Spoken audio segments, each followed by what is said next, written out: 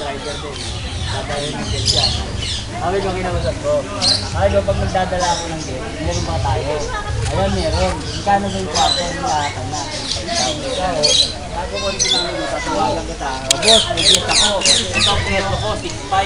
3.5 din nyo, 6.5. Basta pa rin bayad dyan, kukunin nyo 6.5. Magkabayad ng 6.5, saka ako kukunin sobra. Diba? Ulit ako eh. Diba? Oo. Matutulog lang sa kanila. Kasi ikot siguro.